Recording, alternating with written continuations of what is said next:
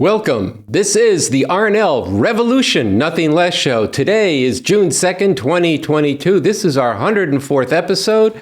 My name is Andy Z. I'm the host of the show, coming to you from Los Angeles, California. Revolution, nothing less. We mean it.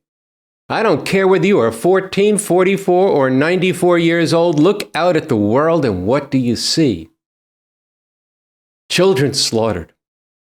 10 years old, whole lives in front of them cowering under their desks, texting desperately for help while self-centered pigs cower and point their guns at their parents, desperate to save the children. Parents willing to act and risk all for their children. But these cowering pigs, a mirror of the society, the system in this country, cowardly, looking out for themselves with no heart for the people, for the children, or for their parents. Our website, revcom.us, wrote, quote, contrasts the police paralysis in Uvalde with how over and over again police instantly, almost instinctively, open fire on defenseless Black, brown, and Native American people, even children, end quote. 8-year-old Fontability, 13-year-old Adam Toledo, 7-year-old Ayanna Stanley Jones, and 12-year-old Tamir Rice, who was playing with a toy gun on an empty playground, murdered by police less than 2 seconds after they arrived on the scene. Revcom.us wrote, what this stark contrast illustrates is the profound reality of what Bob Avakian has said. This is a big part of the overall role of the police, which, as I said in Basics 124, is not to serve and protect the people.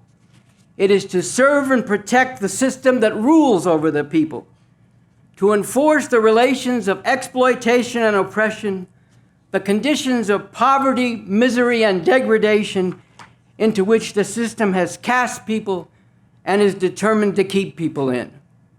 The law and order the police are about, with all their brutality and murder, is the law and order that enforces all this oppression and madness.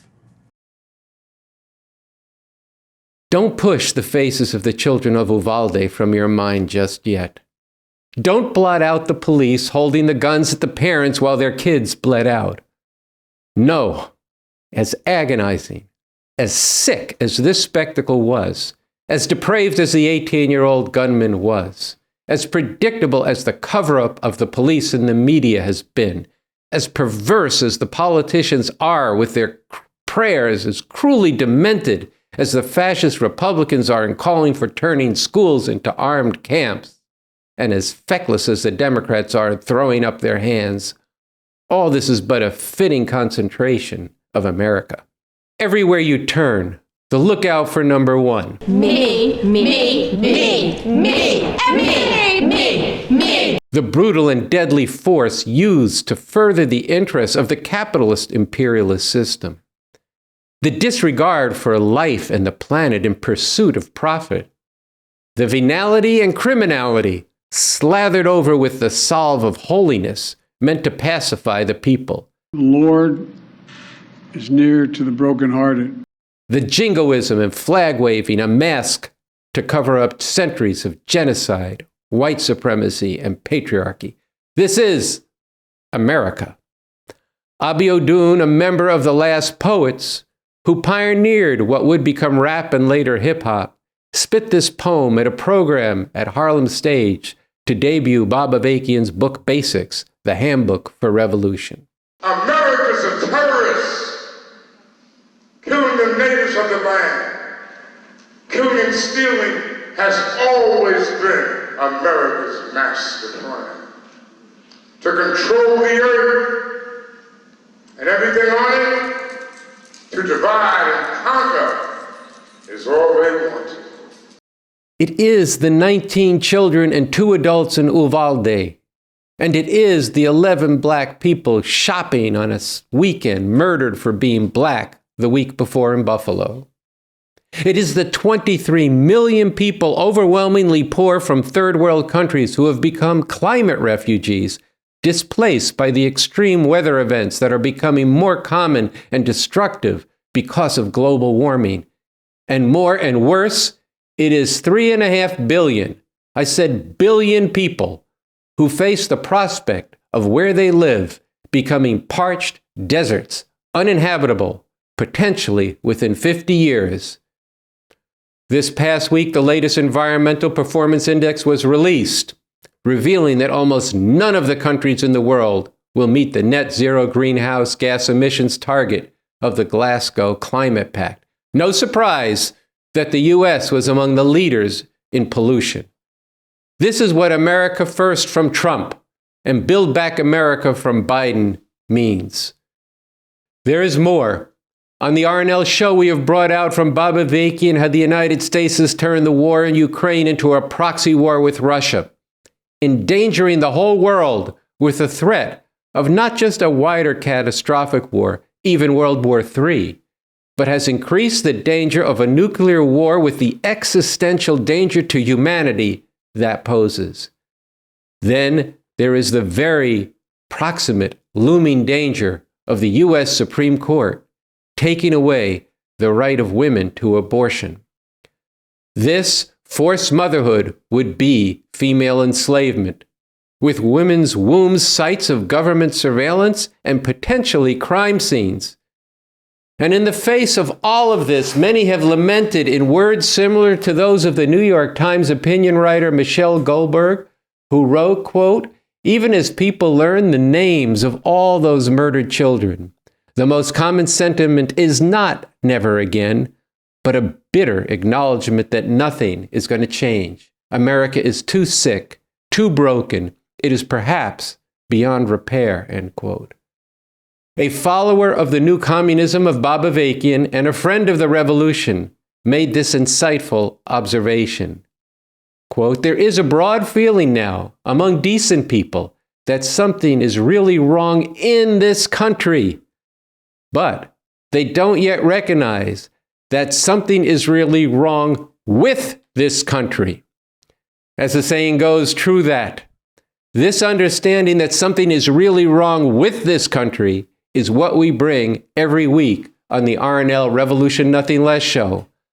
Looking at and analyzing all the workings of this system, how all this absolute madness is connected to an economic system and a culture that fragments and isolates people from each other into billions of powerless individuals competing against everyone else in a heartless world of winners and losers, rather than a world we could have of freely cooperating human beings, taking care of each other and of nature. This requires science. What is extraordinary about the RNL show and our website, revcom.us, is that this is where you can learn the breakthrough in the scientific approach to society and to revolution developed by the revolutionary thinker and leader Bob Avakian. I can't today take the time to go into this, but I will say this. Bob Avakian has brought forward the way out of the madness of today. He's developed a method and approach to know and change the world, a strategy to actually prepare for and make a revolution, an analysis that we are living in a rare time where out of the very horrors that are building, there is a unique circumstance where a revolution to emancipate humanity is possible, and he has written a blueprint for a new society in the Constitution for a new socialist republic in North America. This is the shit. You care about the world? You want to change it? This is who and where you go to, and this is the movement you get with. Today's show is going to feature quite a bit about the crucial juncture we are at in the battle for abortion rights. So I want to close this week's commentary with the following from a recent article from Bob Avakian titled "The Crucial Fight for Abortion Rights and Ending All Oppression, Broad Unity and Necessary Struggle." He concludes with this, quote, "In order to finally put an end to all this completely unnecessary suffering, it is necessary to fight against all these different forms of oppression, plunder, and destruction, and fight to put an end to this system, which is the fundamental source and cause of all this, linking together in this way the different streams of struggle and directing them toward the solution, overthrowing this system and bringing it to being a radically different, truly emancipating system, a socialist system, aiming for the ultimate goal of a communist world where all exploitation and oppression will finally be ended everywhere. Right now, there is an urgent need and basis to unite people very broadly from many different political perspectives to rise up in massive and nonviolent but determined, sustained resistance to stop the Supreme Court from ripping away the right to abortion. This is a crucial battle in its own right. It is a concentration of the fight against the oppression of women, and it is an important part of the overall fight for a more just society and world and a future worth living for humanity.